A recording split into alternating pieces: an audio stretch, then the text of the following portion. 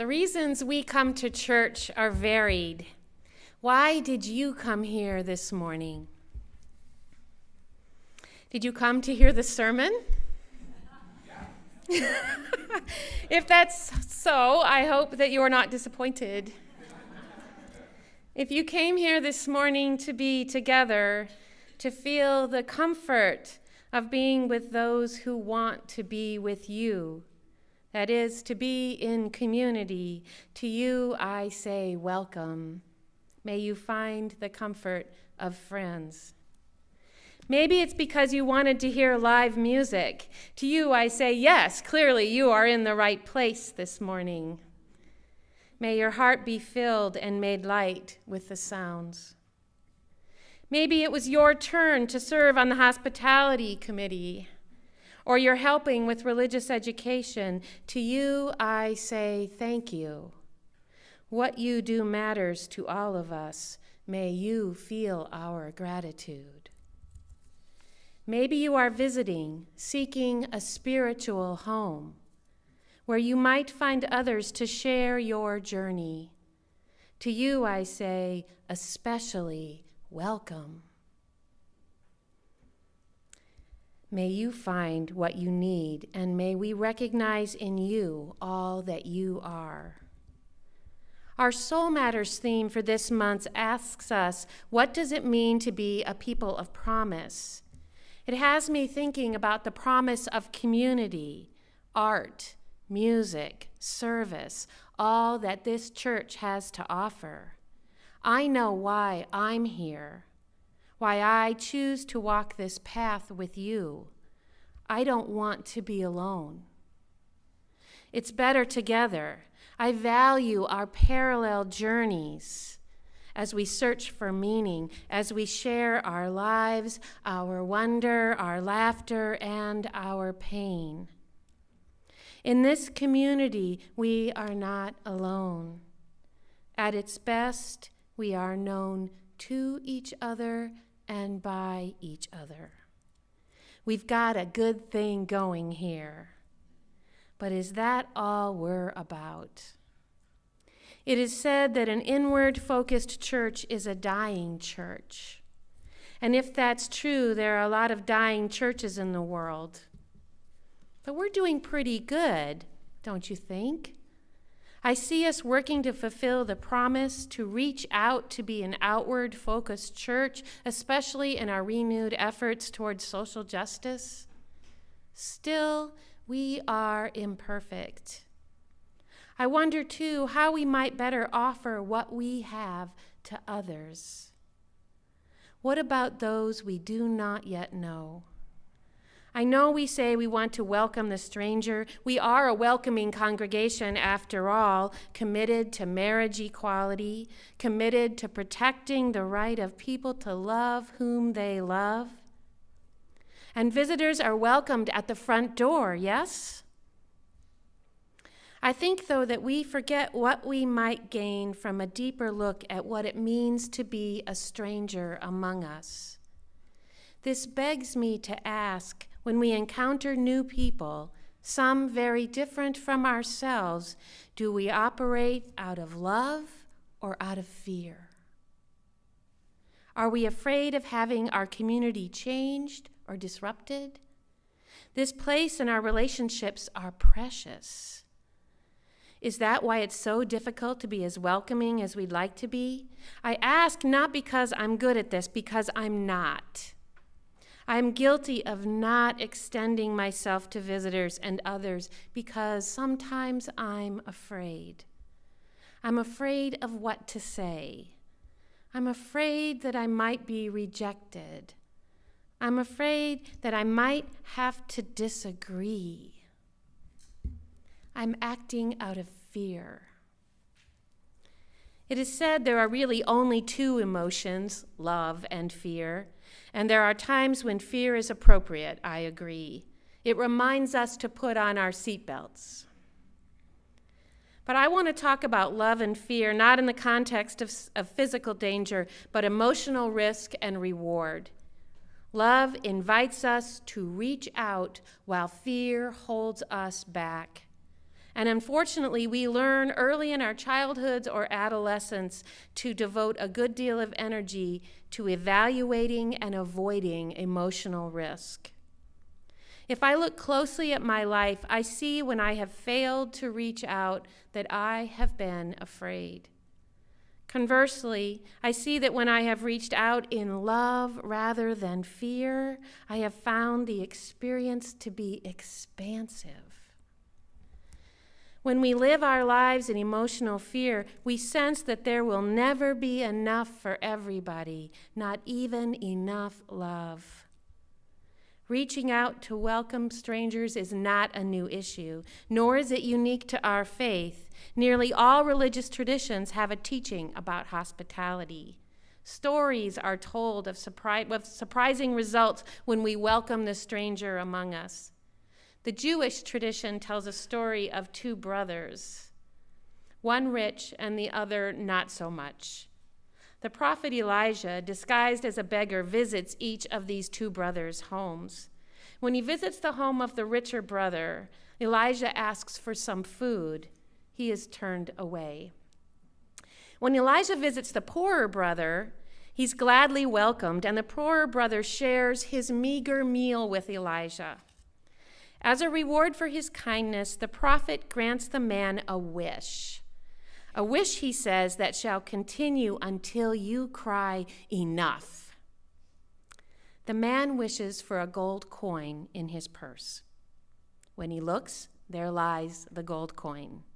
He takes it out and sees that it is replaced with another coin.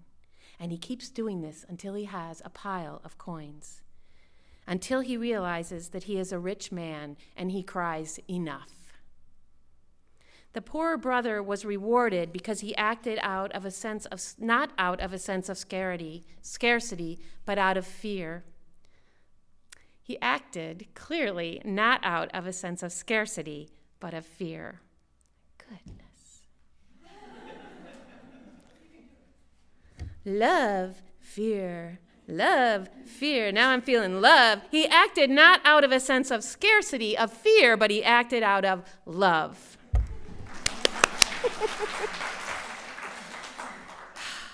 In the Christian tradition, it is said that we should not deny hospitalities to stranger because for welcoming the strangers, some have unaware entertained angels. I think angels in this context are people who bring their amazing selves into our lives and change things for the better. They just show up, and if we're open, we are transformed. Has this happened to you? Sometimes we thwart these possibilities. I remember my first experience as a young adult visiting a Unitarian Universalist congregation. I was maybe 20 years old. No one talked to me. No one. I lingered for a brief bit after the service, but because I didn't feel welcome, I left. It took me years to try again. The second time I tried to become a UU, I was 27. In that congregation, maybe a couple of people welcomed me, but not with too much enthusiasm. I think they saw someone who was not like themselves, maybe too young. I thought they saw me as someone who had not much to offer. I was afraid I had not much to offer.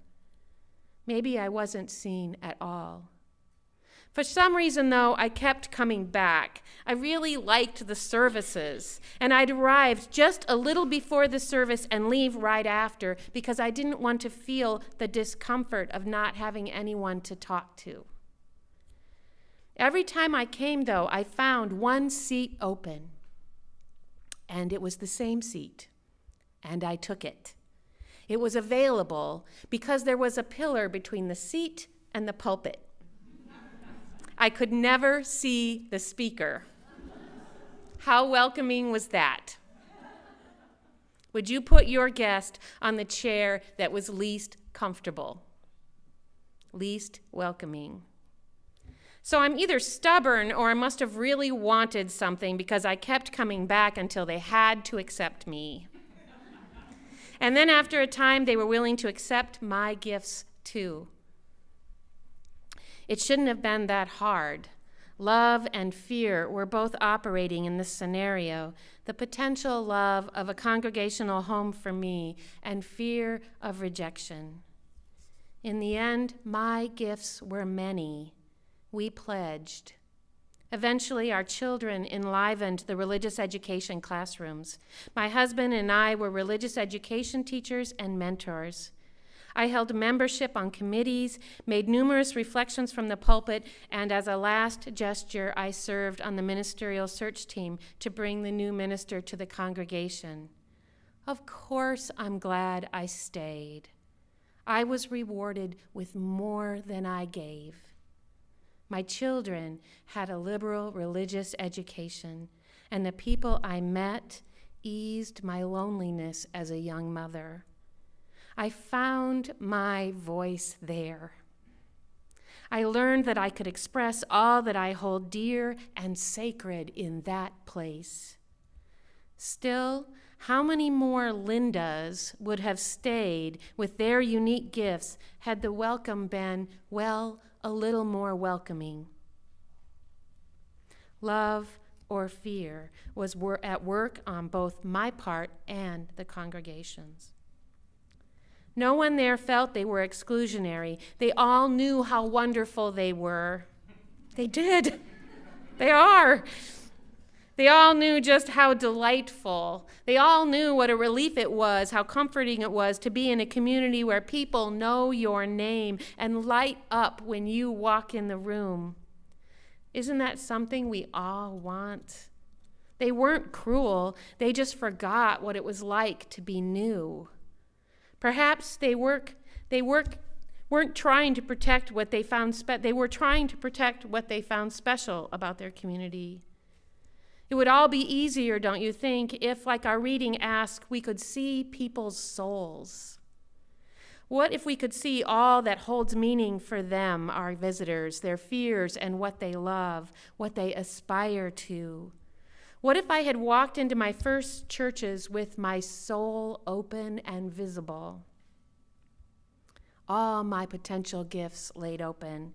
People would have seen a person who was eager for connection, a soul hungry to find meaning in community, a person who wanted to participate, to make pies for potlucks, for God's sake. Who wouldn't welcome me? We should ask visitors to bring pie. This doesn't just happen in churches. I was reminded of this truth recently, this truth of love and fear, earlier this week. I was reviewing reflections submitted by students at the community college where I sometimes teach a college orientation class.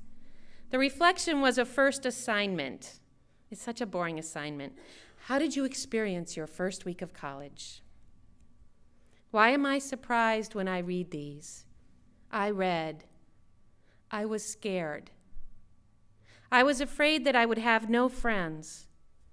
I was scared that no one would like me. I was afraid that I wouldn't belong. Some even listed reasons why they feared they wouldn't be accepted. Was it really that hard, I thought to myself? I have been teaching there for 18 years. Why am I surprised? Here's why. Because I walked into that classroom with the same ease with which I walk into my own kitchen. I had forgotten what it meant to be new. All of a sudden, I had great compassion for the courage these students had to muster. I wanted to embrace them, to welcome them, to reassure them that they did indeed belong, that they could have friends here. Isn't that what we want in a church? Here's what else I read. People were really nice to me. I saw some of my old friends. The teachers really seemed to care, and I was relieved with that. You know, people won't tell you it's hard to visit. You should know, too, that when we have visitors, they already know a lot about us. They've been to the website. They've taken the online "What religion should you really be?" quiz. and they come up you. Don't assume people come here not knowing. They know we all come for love and bring our fears. Sometimes our welcome is not out of love. Someone walks in our doors and we think we might want to change people. We want this person to conform. I invite you to consider the purpose of true hospitality is not to change people, but to be open, to leave space where change can take place for all of us. Hospitality is not about taking sides or forcing each other into one way of being. Be that an atheist, an agnostic, a theist, a pagan, whatever. When we do this, we're operating out of fear.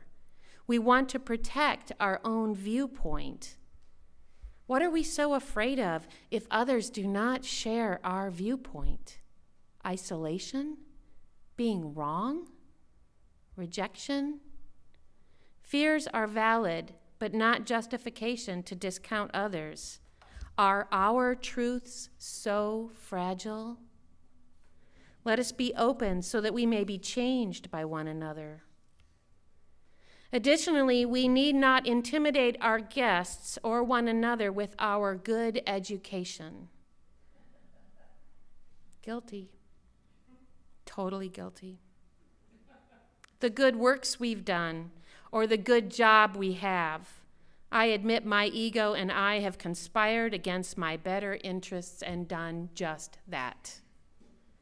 When we do that, again, we are operating out of fear. We want to be assured that we are good enough. Let me clear that up for all of us right now. We are all good enough. We are all good enough. Instead, what if we listened with an open heart? What if we revealed our own souls? What if we speak of that which, instead of giving us prestige, holds meaning in our lives? Let us operate out of love, not fear. The paradox of good hospitality is that it creates a healthy emptiness, not a fearful emptiness. Good hospitality's friendly emptiness provides a space where strangers and friends can enter and discover themselves.